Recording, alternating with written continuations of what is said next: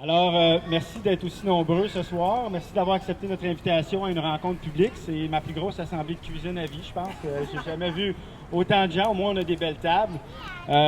J'aimerais, Vincent l'a dit, M. Limoges, qui est le conseiller du district de Saint-Édouard, et M. Gadouri, qui est dans le conseiller du district d'Étienne-des-Marteaux, qui est, dans le fond, à l'est de Papineau. Alors, merci d'être ici aussi nombreux. On est ici pour une raison, c'est un projet de règlement que nous avons donc déposé au conseil d'arrondissement. Et un peu le but de la soirée, si vous me permettez, je vais vous expliquer l'idée qui a poussé notre administration à déposer cette réglementation-là, pour que vous compreniez un peu notre démarche. Je sais qu'il y a beaucoup d'entre vous qui étaient surpris que Projet Montréal dépose une telle réglementation, puis vous allez peut-être comprendre quelle était notre... J'espère que vous allez comprendre quel était notre justificatif. Et par la suite, on pourra discuter ensemble et voir la suite des choses. Donc, je veux que ça soit le plus à l'aise possible. On n'est pas ici là, pour vous convaincre de quoi que ce soit. On est ici pour discuter avec vous ce soir en toute ouverture. Puis lorsque vous êtes venus, les gens qui sont venus au conseil d'arrondissement, notre objectif était vraiment d'écouter la population, de vous entendre et d'avoir une franche discussion sur l'objectif de cette démarche. Je vais essayer de faire le plus vite possible parce que je ne veux pas faire un speech trop long, ça devient plate et ennuyant. Vous n'êtes pas là pour entendre un politicien vanter les mérites de quoi que ce soit. Mais 5 minutes gros max, vous me ferez signe s'il reste une minute. Des fois, on a tendance à oublier le temps. Alors, rapidement, comme vous savez, il y aura bientôt des travaux sur la Plaza Saint-Hubert. On doit réfléchir à un réaménagement de cette rue-là. Vous avez vu le projet pilote qu'on a mis en place il y a plusieurs années pour enlever une voie de circulation, ajouter des terrasses, des endroits de débarcadère, éventuellement des stationnements. Ça fait partie d'une démarche de réflexion sur l'aménagement de la Plaza Saint-Hubert. Parallèlement à ça, nous avons aussi comme administration un projet de réaménagement de la rue Beaubien. Ceux qui circulent depuis le métro et qui vont vers l'est sur Beaubien savent très bien qu'il n'y a pas de place pour marcher adéquatement. On est parfois obligé d'aller dans la rue. C'est inconfortable pour les piétons. Et on veut améliorer l'espace public. Il y a également un projet de place publique au coin de Boyer et Beaubien. Donc, dans cette réflexion, on a commencé à réfléchir sur comment on pouvait se donner des outils pour réussir à enlever du stationnement sur rue. L'objectif, véritablement, c'est de venir bonifier l'espace public pour se doter d'espaces plus convivial à échelle humaine où c'est plus agréable pour l'ensemble des citoyens d'aller s'y promener. Il ne faut pas oublier également, dans cette réflexion-là, qu'il y a plusieurs années, on avait voulu également faire un projet de piétonisation sur la rue Masson qui avait échoué. Et essentiellement, c'était la perte de 150 stationnements qui avait fait craindre beaucoup les commerçants d'adhérer à ce projet-là. Et donc, dans cette optique, nous nous sommes dit comment on peut réussir à travailler avec l'ensemble d'une communauté, dont les commerçants, pour les convaincre de modifier l'espace urbain, d'enlever le stationnement sur rue, mais en ayant un outil qui nous permette de venir compenser. Parce que ce qu'on ne veut pas non plus en enlevant du stationnement sur rue, c'est que le stationnement se reporte sur les rues résidentielles, et que les résidents se retrouvent avec des gens qui tournent sans arrêt, et qui se parquent devant vos résidences et qui, dans le fond, viennent créer des nuisances supplémentaires. Donc, essentiellement, l'objectif, et c'est pour ça aussi que la rue Masson, les stationnements dans le secteur du Rosemont sont aussi inclus dans ce projet de règlement.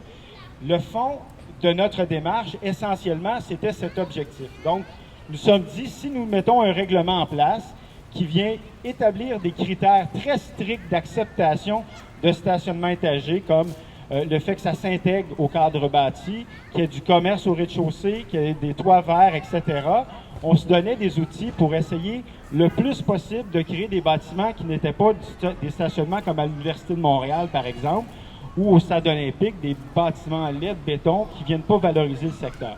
Donc, pour nous, c'était un bon outil et c'était fondamentalement une bonne volonté de notre part, non pas de réduire. Donc, on a voulu aller dans cette voie-là, tout en nous permettant de bien travailler avec les rues commerciales. Naturellement, c'est une stratégie qu'on peut, mais il y en a d'autres qu'on peut utiliser pour arriver à ces objectifs-là. Et nous, à Projet Montréal, une administration qui, depuis des années, on travaille en concertation avec la population. On veut le plus possible travailler pour améliorer la qualité de vie des résidents. Puis à la lumière on a eu des discussions depuis déjà 2 semaines sur les objectifs à atteindre, de quelle manière on peut l'atteindre. Et je pense qu'on doit l'admettre, parfois on fait des erreurs.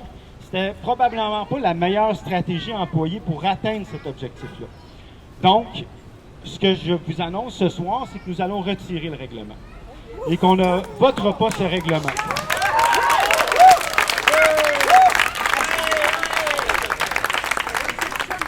Je crois cependant, puis on pourra en discuter là, par la suite, que notre stratégie de réussir à se donner des rues commerciales plus conviviales en retirant le stationnement sur rue, c'est un objectif qu'on devrait tous réussir à obtenir. Maintenant, comment y arriver? Bien, nous, on est prêts à travailler avec vous, avec la population, pour trouver une solution. Puis les commerçants sont impliqués aussi dans ça. Puis je pense que collectivement, si on travaille tout le monde ensemble à se donner un meilleur milieu, une meilleure qualité de vie dans nos quartiers, bien, éventuellement, ça nous permettra d'avoir des outils pour diminuer la dépendance à l'automobile et valoriser le commerce de proximité. Et naturellement, qu'il n'y aurait pas de nuisance pour les résidents, parce qu'on est tout à fait conscient. Moi, je suis votre voisin, j'habite tout près, pour ceux qui me connaissez. Je vis les mêmes choses que vous. Sur ma rue, les gens qui viennent prendre le métro se stationnent sur ma rue, et donc je suis pleinement conscient de vos inquiétudes. Puis c'est pour ça que on vous a entendu. Vous avez raison, on s'est trompé. Et à ce moment-là, ben, on va reprendre, on va se frotter les mains, on va se rouler les manches. Puis on va trouver une meilleure façon d'arriver à nos fins ensemble, collectivement. Voilà.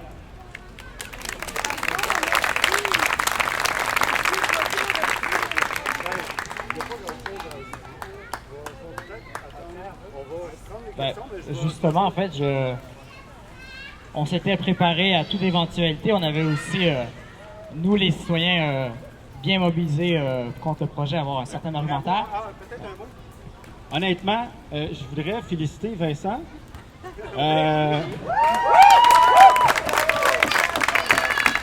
C'est impressionnant. J'ai fait venir des gens de notre parti pour le recul. Non, c'est pas vrai. Mais bravo, belle implication citoyenne. Si tout le monde mettait autant de temps pour améliorer et se préoccuper de la qualité de vie de son voisinage, bien, probablement qu'on aurait des milieux de vie de bien meilleure qualité.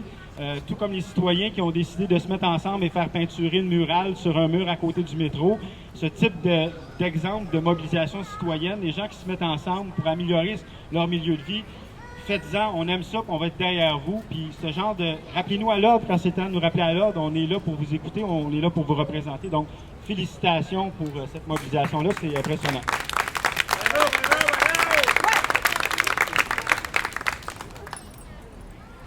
Ben non, mais je vais attendre les questions dans le fond. Je pense que le maire a dit l'essentiel.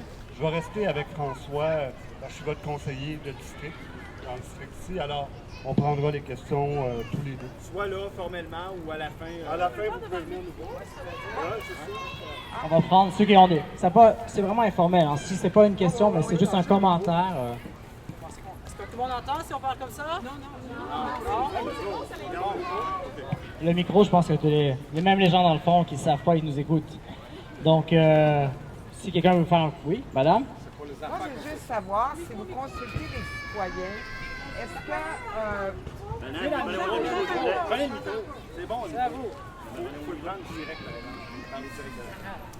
Juste savoir si vous consultez les citoyens, ça serait bon qu'on ait une idée de votre politique verte. Parce que ça n'est très rural.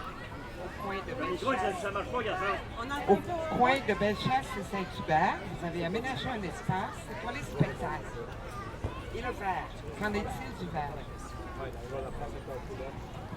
Alors, vous faites référence à la place Hector Prudhomme. Ouais. Et ce n'est pas nous qui l'avons construit. Ah non?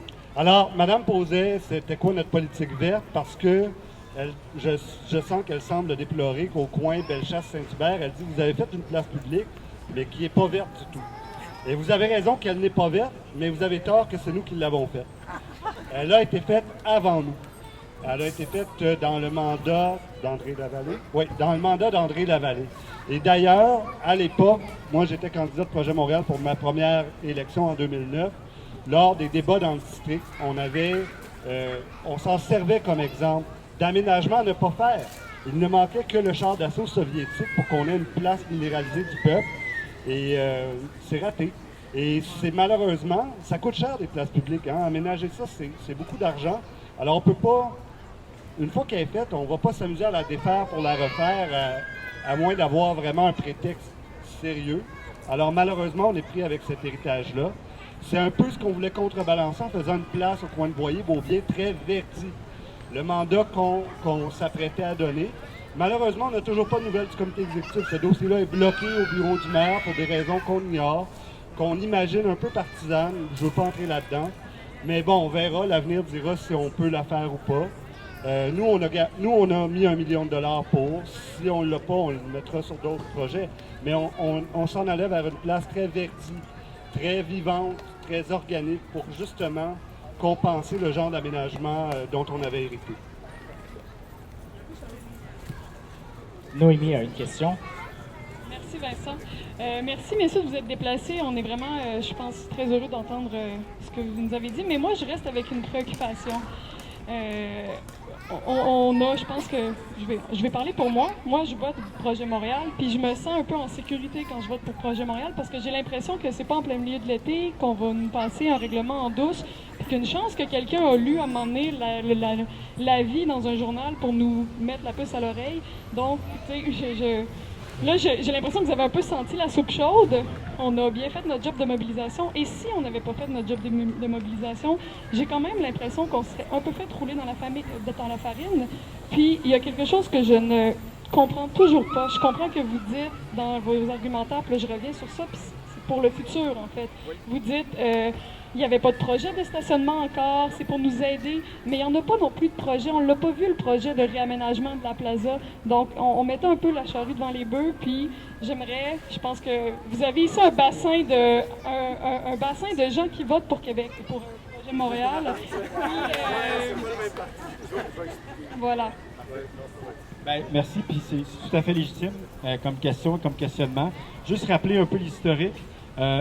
Lorsqu'on a, au mois de mai dernier, annoncé la place publique et l'aménagement de la rue Beaubien, on avait aussi annoncé le fait qu'on autoriserait le stationnement étagé. Il y a eu 3 articles, on a tenu une conférence de presse. Malheureusement, la couverture médiatique a été dans le Devoir.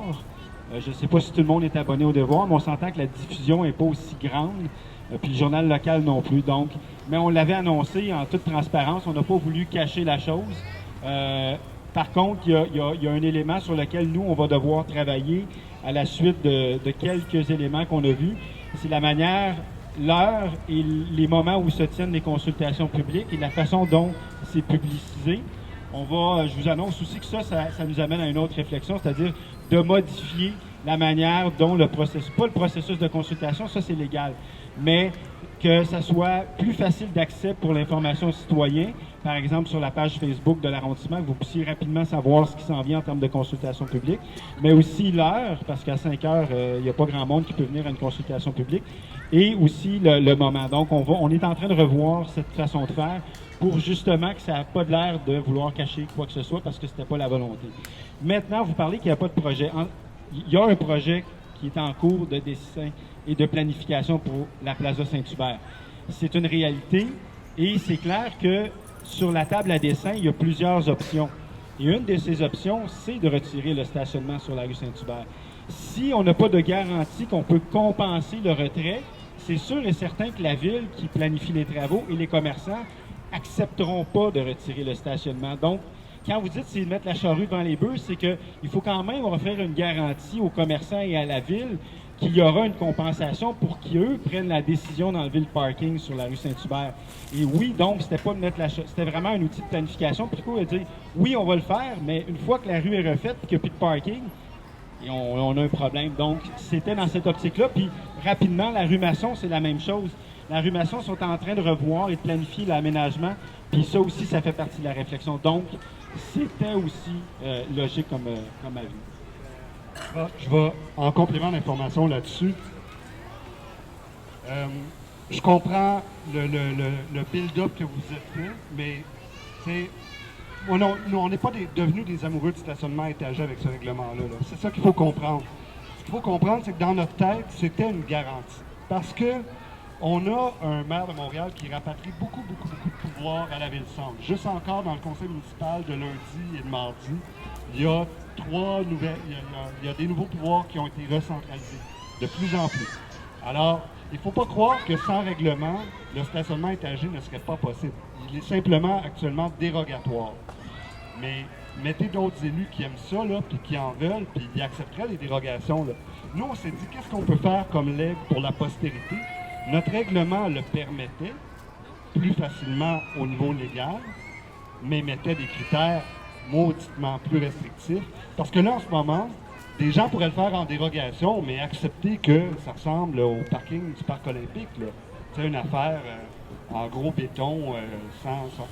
Alors voilà, c'était pas de vous flouer. Vraiment, là, c'était constructif. On s'était dit, soyons proactifs, essayons de léguer quelque chose de plus coercitif. Mais regardez, en chemin, on se rend compte que ça crée des inquiétudes. Nous, on ne veut pas créer des inquiétudes. Ça crée des perceptions qu'on est rendu des parking lovers. On n'est pas des parking lovers. Fait que, regardez, on l'abandonne. That's it. C'est pas plus compliqué que ça. Voilà. Ouais, on va essayer d'accélérer les réponses. Le monsieur voulait poser une question avant, je pense. Non. OK. Je vais juste apporter un petit complément, c'est que dans les projets dérogatoires, il y a dans la loi sur l'aménagement et l'urbanisme, qui est une loi provinciale, la loi permet que les citoyens peuvent enclencher un processus d'approbation référendaire, ce qu'on aurait pu faire si la rencontre avait été infructueuse ce soir. Donc, c'est quand même dangereux d'aller dans un règlement proactif pour autoriser en avance, parce qu'à partir du moment où c'est autorisé, il n'y a plus de possibilité d'approbation référendaire. Donc, en passant par un processus dérogatoire, nous, les citoyens, si un jour, malheureusement, M. Croteau, Projet Montréal ne sont plus à la mairie, ben, on peut quand même avoir un droit de regard là-dessus. Donc, puis vu la mobilisation ce soir, je pense qu'on aurait pu gagner le référendum, clairement. Donc, gardons-nous.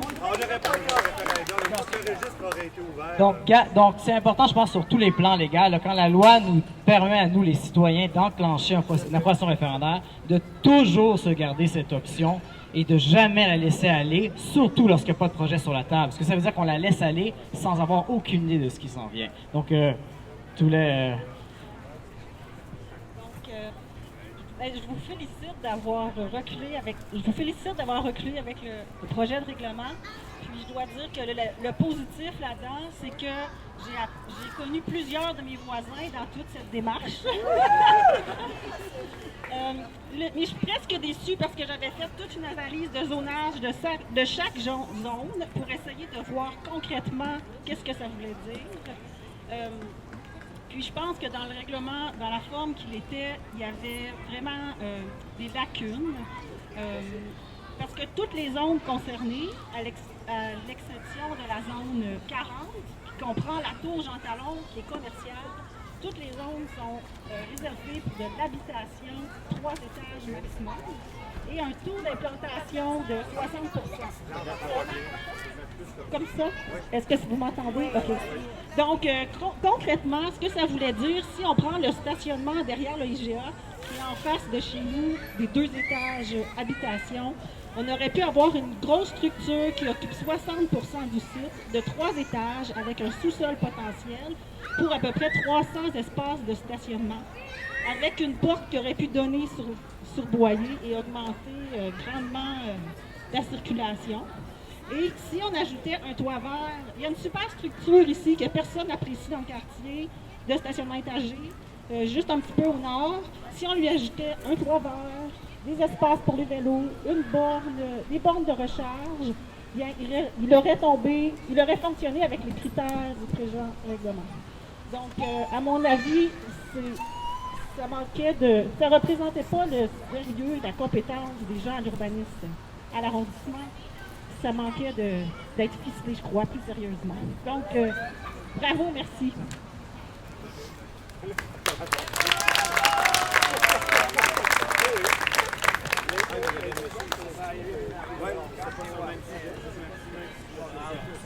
Donc, je profite de l'occasion qu'on est ici dans le parc Saint-Édouard. Je vais me présenter parce que ça va expliquer un petit peu la chose. Je suis Simon Piotte, je suis le directeur du CPE qui vient de s'installer juste à côté ici. Et je voulais vous demander si vous aviez des projets pour sécuriser les accès du parc, compte tenu du nombre d'enfants qu'il peut avoir ici et qui peuvent facilement courir jusque dans la rue sans qu'aucun obstacle ne les empêche de passer entre les voitures. Donc, il y a de chaque côté, il y a de grands accès qui seraient nécessaires de sécuriser. Bien, merci de la question. D'ailleurs, vous nous avez proposé un projet qu'on a envoyé qu'on est en analyse et qui va, bon, probablement, je ne veux pas vous annoncer, mais c'est sûr que oui, on va donner suite à votre demande pour sécuriser les entrées parce que justement, c'est pas non plus conforme aux règles du ministère par rapport à tout et on veut s'assurer que les enfants sont en sécurité. Mais la réponse est oui, on va le faire. Je ne peux pas vous les donner là de même, j'ai pas toute l'information entre les mains. Fait que j'ai déjà qu'au conseil, j'ai donné une réponse qui était inexacte à Vincent, qui nous aurait forcé à retirer aussi le règlement et de recommencer le processus. Donc, je ne veux pas m'avancer sur une information que je n'ai pas et vous induire en erreur. Est-ce qu'on a d'autres interventions sur le sujet? Oui, c'est ça, j'allais dire. Sinon, ça peut aussi, après ça, être jasé, mais s'il y a d'autres personnes qui veulent quand même poser leurs questions au groupe, il y avait Madame Voulé, bien sûr. Je suis probablement légèrement bizarre parce que dans toutes mes 69 ans, j'ai eu une voiture pendant 12 ans. Et j'ai pu réussir de vivre assez facilement sans une voiture. Alors, moi, je pense qu'il y a une grosse différence entre un rue comme le rue Masson et ce qui arrive sur Saint-Hubert. Parce que Saint-Hubert a le métro tout le long. Et moi, je pense qu'il faut commencer à parler dans ces termes-là. Comment est-ce qu'on peut encourager les citoyens de venir avec le transport public pour utiliser le Plaza Saint-Hubert sans regarder comment est-ce qu'on va faire accessible aux voitures. Ça, c'est pas la question principale. Ils ont les moyens facilement de venir ici en transport public. Alors, je suggère qu'on pense aux moyens qu'on peut faire avec les gens sur la rue Saint-Hubert, de donner les bons pour les gens qui viennent en métro, je ne sais pas quoi, mais encourager les gens à utiliser le transport public. Et ne pas encourager d'utiliser des parkings à l'étage. Français? Bonjour, M. Croteau. Bonjour, M. Croteau. Monsieur Limoges. La merci. Moi, je suis très contente. Vous m'entendez? Je suis bien contente. Vraiment proche, comme ça. Oh, je ne suis pas habituée. Bon, ben, je vous remercie infiniment. Et surtout que j'avais fait une recherche sur le site de Projet Montréal avec le mot stationnement et j'avais retrouvé plusieurs documents et interventions de M. Ferrandez, vos opinions, et vous, je pense, c'est ça, j'arrivais pas à comprendre le projet de règlement qui, en passant, moi, je trouvais pas très, vous dites qu'il est exigeant, mais moi, je le trouvais pas exigeant, à part de nous parler des vélos, des voitures électriques en partage. Moi, je ne le trouvais pas très, très exigeant. Vous ne disiez pas combien d'espace, vous ne disiez pas combien d'étages, mais c'est ça, c'est que moi, j'ai toujours compris que Projet Montréal, et vous êtes des jeunes. Vous avez, je suis certaine, je suis certaine que, tu sais, quand vous allez en Europe, que vous voyez des places publiques, on est allé, on les a vues, on aimerait ça qu'il y ait ça à Montréal, mais je suis certaine que vous aimeriez du vivre ensemble, pas d'auto, transport en commun, et le projet, ça marchait pas. Il y a quelque chose, ça marchait pas. Bon, alors, il faut passer au transport en commun, et merci encore. Et puis, d'ailleurs, il y avait une étude de AECOM qui disait que il est prouvé que de 10 à 60% des commerçants sont des cyclistes et des piétons et non pas les gens de l'automobile. Alors, allons-y gaiement, ensemble, avec bonheur et je vais vous embrasser. Mais on est tous d'accord. Je reviens à ce que je vous disais tantôt, là. On ne s'était pas transformé en Frankenstein au cours de la vie. On voulait, et c'était peut-être maladroit, vous souligner les faiblesses, puis vous avez raison.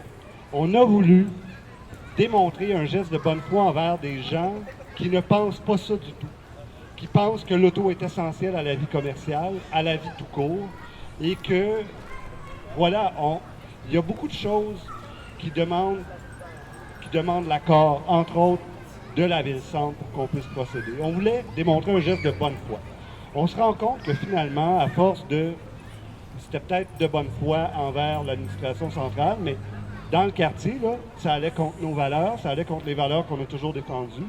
Ça créait un fossé entre nous et une population naturelle qui nous supporte dans nos valeurs traditionnelles qui sont transport actif collectif, transport collectif, piétonisation. Et effectivement, vous avez raison, un cycliste rapporte plus à un commerce qu'une voiture. Bon, on sait tout ça. Alors, aujourd'hui, là, on a rétabli l'équilibre, puis on s'est dit, regarde, on va revenir à nos racines, à ce qu'on est vraiment, puis à nos valeurs profondes, puis on est très confortable avec ça, là. Vous nous remariez avec nous-mêmes, fait que c'est le fun. OK? C'est ça qu'il faut comprendre, là. Monsieur Gadouri, qui êtes présent, prenez bien le message. On n'en veut pas de stationnement étagé dans les rues résidentielles des quartiers centraux. Centre-ville, pas de problème, on comprend. Mais ici, on n'en veut pas. Merci beaucoup. Avant de passer à la prochaine question, je voudrais juste souligner la présence de Mme Érika Duchesne, qui est aussi conseillère élue à l'arrondissement. Donc, merci d'être présente. Et je pense qu'on peut être très, très fiers, nous les citoyens ici de notre quartier ce soir, parce qu'on a 4 élus sur 5 du conseil d'arrondissement qui sont ici ce soir. Bonjour, j'en profite, là, puisqu'on parle, c'est en lien avec l'environnement. Fait que j'interpelle aussi, parce que ça fait 1 an que j'habite ici, on est du sud-ouest, près du centre-ville. J'aime bien le quartier, je suis très contente. Par contre, il y a quelque chose qui m'a choquée, c'est les délinquants de la poubelle. Fait que j'interpelle ici le maire parce que c'est rendu calcutable. Je ne veux pas faire l'amalgame, mais ici, il y a des délinquants de poubelles, des poubelles, il y a des délinquants des bacs qui les laissent pendant 3 jours. Nous avons, pendant 1 semaine, on supporte des poubelles avec plein de bouffe dedans. Et ça longe ici. On est en face des magasins déjà, c'est pas très intéressant à voir, mais il y a beaucoup de délinquance au niveau des poubelles et ça m'a vraiment choquée à Rosemont ici. Je ne m'attendais pas à ça et à chaque fois là ça m'énerve vraiment. Quand on longe ici, quand on s'en va en allant vers Beaubien, toute la semaine, tous les jours, il y a des petits sacs qui sont déposés. Fait que je vous interpelle à ce niveau-là, s'il vous plaît. Merci. Si vous permettez, vu qu'on allait ce soir pour je ne veux pas non plus qu'on rentre dans tous les cas citoyens de chacune des choses, mais on pourra discuter un à un et tout, puis on s'en va pas, donc on pourra s'en parler sur la problématique, mais vous avez raison.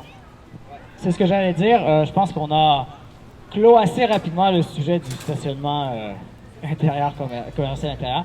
Je propose, vu que les élus sont là, on en a 4 à notre disposition, pour avoir un bon échange de qualité, un bon dialogue, de fermer le micro, aller voir l'élu qui vous plaît le plus, discuter avec lui, parlez-y, et que ça devienne un peu plus informel, comme ça prend pas les allures d'un conseil d'arrondissement, mais vraiment d'un rassemblement de quartier.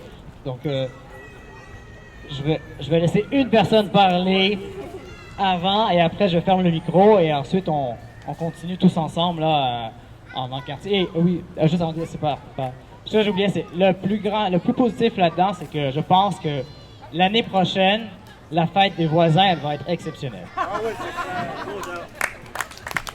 Bonjour, messieurs. Il faut changer le nom du groupe Facebook. Oui, il faut changer le nom.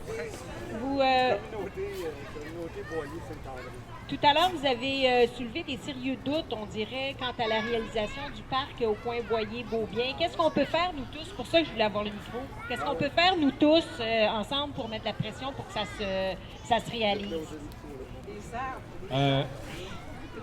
C'était un autre sujet. Je ne voulais pas non plus commencer à ce qu'on est ici, là.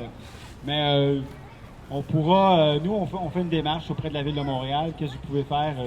Pour l'instant, je dirais rien de spécial, autre peut-être que d'écrire au maire de Montréal pour lui demander d'autoriser le transfert du terrain de Stationnement de Montréal au comité exécutif, parce que le dossier est prêt depuis le mois de mai et il n'est pas au comité exécutif. Le sommaire décisionnel est prêt. Il reste juste un vote au comité exécutif pour transférer le projet. Il y a $1 million qui est mis en réserve pour la place publique. Et si ça ne se fait pas, on va peut-être être le seul arrondissement à Montréal qui n'aura pas de legs du 375e. Donc, vous pouvez écrire pour que ça se fasse.